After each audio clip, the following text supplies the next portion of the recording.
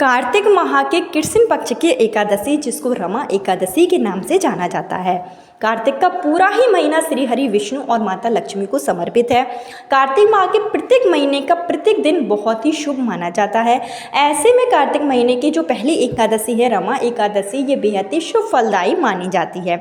ऐसे में आपकी जो भी मनोकामना है, पुत्र प्राप्ति को लेकर हो, संतान प्राप्ति को लेकर हो या धन प्राप्ति को लेकर हो, तो कार्तिक माह के कृष्ण पक्ष के एकादशी के दिन आप इस वीडियो में बताए गए सरल से उपाय को जरूर करें।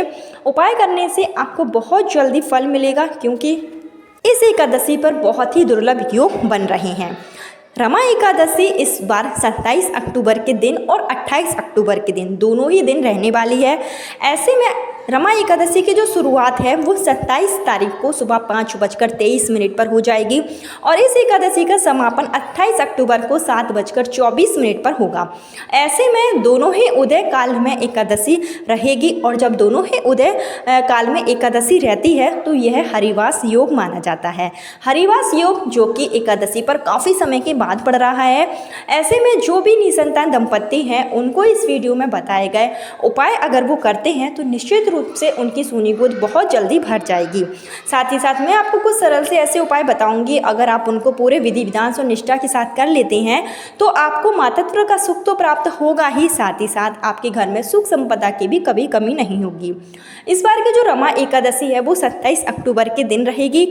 आप अगर पहली बार व्रत रखना चाह रहे हैं तो वो भी आप 27 अक्टूबर के दिन ही करेंगे और जो मैं आपको उपाय बता रही हूँ वो भी आपको 27 अक्टूबर के दिन ही करना है। जो विधवा महिला होती हैं या फिर जो मोक्ष प्राप्ति की कामना से व्रत रखते हैं वो दोनों ही दिन व्रत रख सकते हैं और इसका जो पारण है फिर वो 29 तारीख को 10:30 बजे के आसपास करेंगे। दोनों ही दिन अगर आप व्रत रखते हैं तो हरिवास योग में व्रत रखने का आपको बहुत ही अच्छा फल प्राप्त होता है। हरिवास योग में अगर आप पूजा पाठ करते हैं, व्रत करते हैं तो उससे श्री हरि विष्णु की कृपा आप पर होगी और आपका जो भी उपाय है वो बहुत जल्दी कारगर होगा। तो ऐसे में अगर आप 2 दिन व्रत रख पाएँ तो काफ़ी अच्छी बात है। नहीं रख सकते हैं तो आप 27 तारीख को ही व्रत रखिए और विधि विधान से जो मैं आपको उपाय बता रही हूँ वो आपको 27 अक्टूबर के दिन ही करना है। सुबह के समय भी आप कर सकते हैं और शाम के समय भी कर सकते हैं, क्योंकि सुबह 6 बजे के बाद से पूरे ही दिन एकादशी रहने वाली है। तो जो भी महिलाएं हैं जिनके भी जीवन में संतान प्राप्ति को लेकर परेशानी आ रही है, आपने काफ़ी उपाय कर लिए हों, उसके बाद भी अगर आपको मातृत्व का सुख प्राप्त नहीं हुआ है तो ऐसे में आप इन उपायों को जरूर करें, पूरे निष्ठा और विश्वास के साथ करें। श्री हरि विष्णु की कृपा आप पर होगी। कार्तिक माह का पूरा ही महीना बहुत ही शुभ माना जाता है। तो मैं आपको जो पहला उपाय बता रही हूँ चलिए उसकी शुरुआत कर लेते हैं। लेकिन उससे पहले हमेशा की तरह आपसे मेरा निवेदन है कि अगर अभी तक आपने मेरा चैनल धर्म ज्ञान इंडिया को सब्सक्राइब नहीं किया है तो चैनल को सब्सक्राइब जरूर कर लीजिए। अगर आप मेरे चैनल पर पहली बार आए हैं तो वीडियो को लाइक ज़रूर कीजिए और इस वीडियो को ज़्यादा से ज़्यादा शेयर जरूर करें, खास करके उन लोगों को जिनको संतान प्राप्ति में बाधाएं आ रही हैं। तो चलिए आपको क्या करना है कि जो भी निसंतान दंपत्ति हैं जो पुत्र प्राप्ति की कामना के साथ उपाय करना चाहते हैं तो उनको सुबह 27 तारीख की सुबह जल्दी उठना होगा। स्नान आदि करके आप साफ सुथरे वस्त्र धारण कर लें। इस दिन रविवार है तो ऐसे में आप सूर्य भगवान को सबसे पहले अर्घ जरूर दें और सूर्य भगवान को जब आप अर्घ देंगे तो जल में थोड़ी सी काली तिल मिलाकर ही अर्घ दें। सूर्य भगवान से पुत्र प्राप्ति की कामना करें।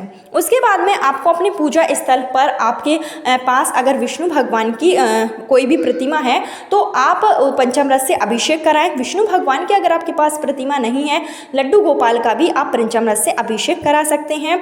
माँ लक्ष्मी की भी विधि विधान से पूजा करेंगे और उसके साथ ही आप पीले कलर का कोई भी फूल, कनेर के फूल को छोड़कर कोई भी पीले कलर का फूल आप माँ लक्ष्मी और विष्णु भगवान के चरणों में समर्पित करें। पीला प्रसाद लगाएं और आज के दिन आपको संतान प्राप्ति के लिए 2 ऐसे केले का प्रसाद लगाना है जो जुड़वा हो। आप बाजार में जाकर देखिएगा, अगर आपको 2 जुड़वा केले मिल जाते हैं जो दोनों जुड़े हुए हों तो ऐसे केले का आप प्रसाद जरूर चढ़ाएं। और साथ ही साथ अगर आपको ऐसे केले नहीं मिलते हैं तो आप ऐसे केले ले लीजिए जो एक ही डाली से जुड़े हों, एक ही डंठल से जुड़े हों। ऐसे 2 केले लाकर उन केले पर आप स्वास्तिक बनाएं। रोरी कुमकुम से उन केलों का पहले आप पूजन कर लें और फिर यही दोनों केले आप श्री हरि विष्णु के चरणों में समर्पित करें पुत्र प्राप्ति की कामना के साथ में।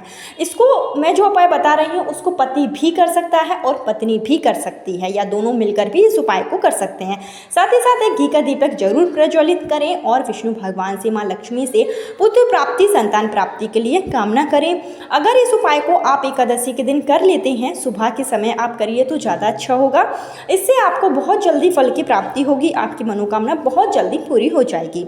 इसके साथ ही एक दूसरा उपाय है कि आपको एकादशी के दिन जो तुलसी की माला होती है, तुलसी के पत्तों की आप माला बनाइए और श्री हरि विष्णु को आप यह माला पहनाइए। देखिए, जो तुलसी होती है वो विष्णु जी को समर्पित है। ऐसे में आप तुलसी के पत्तों की अगर माला बनाकर विष्णु जी को चढ़ाते हैं मनोकामना के साथ में, तो आपकी मनोकामना बहुत जल्दी पूरी हो जाती है।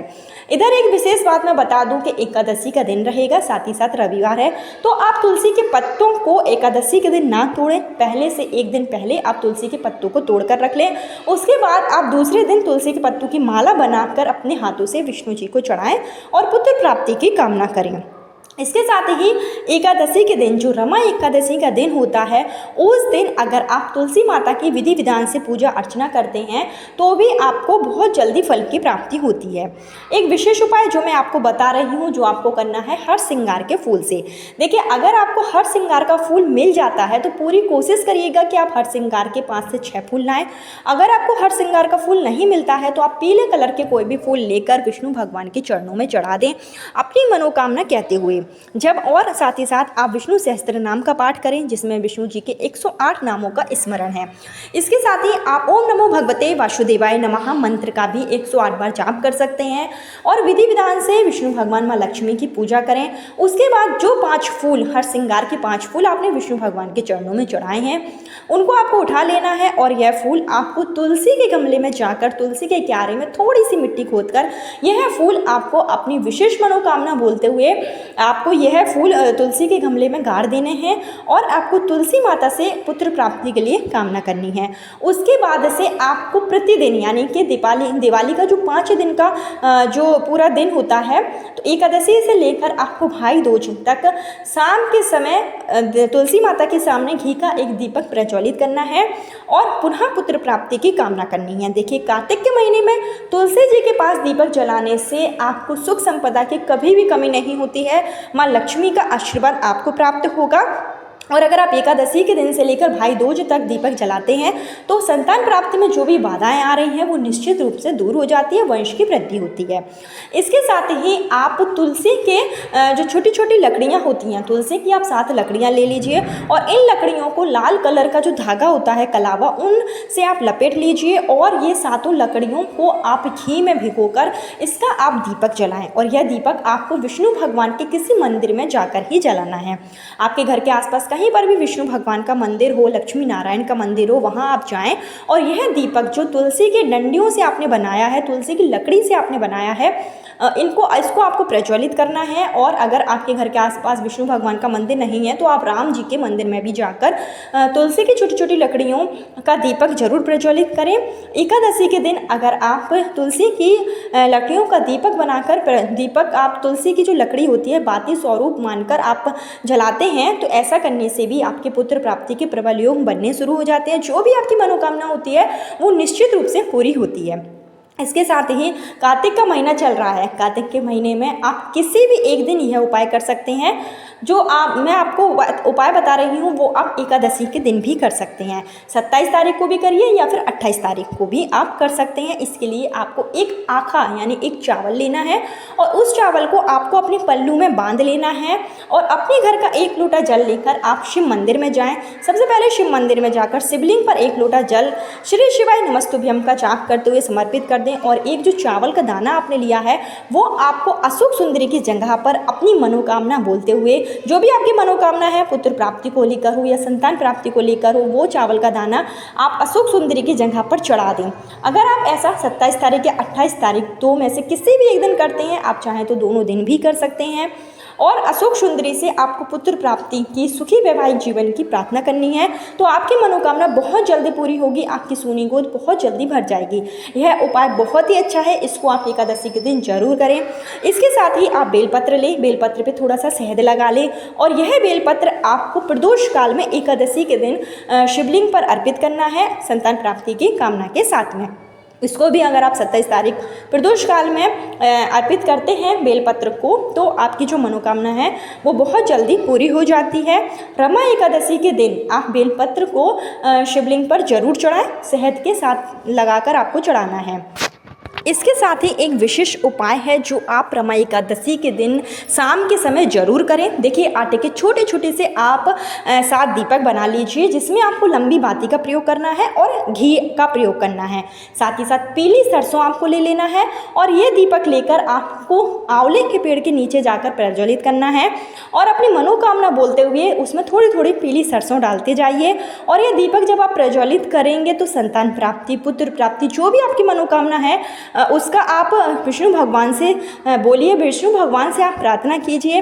आंवले के वृक्ष के नीचे अगर आप एक रमा एकादशी के दिन 7 दीपक प्रज्वलित कर लेते हैं जो कि आटे के हों, तो ऐसा करने से आपकी मनोकामना बहुत जल्दी पूरी हो जाती है। विष्णु भगवान जो कि जगत के पालनहार करता है, आंवले के वृक्ष में साक्षात वास करते हैं। अगर आप कार्तिक के महीने में आंवले के वृक्ष के नीचे दीपदान करते हैं तो इससे आपकी मनोकामना बहुत जल्दी पूरी होगी। साथ ही साथ एकादशी का दिन और कार्तिक का महीना दोनों ही विष्णु भगवान को समर्पित हैं। ऐसे में अगर आप ये उपाय करेंगे तो आपकी मनोकामना बहुत जल्दी पूरी होगी, वंश की वृद्धि होगी, परिवार में जो भी आपसी कलह है या फिर लक्ष्मी की प्राप्ति नहीं हो पा रही है तो वो सभी बाधाएं दूर होगी और सुखी वैवाहिक जीवन आपका बीतेगा। वीडियो को लाइक जरूर कीजिए, कमेंट बॉक्स में जय मां लक्ष्मी जरूर लिखें। कल फिर मिलती हूँ नए वीडियो नए उपाय के साथ। जब तक के लिए जय मां लक्ष्मी, हर हर महादेव।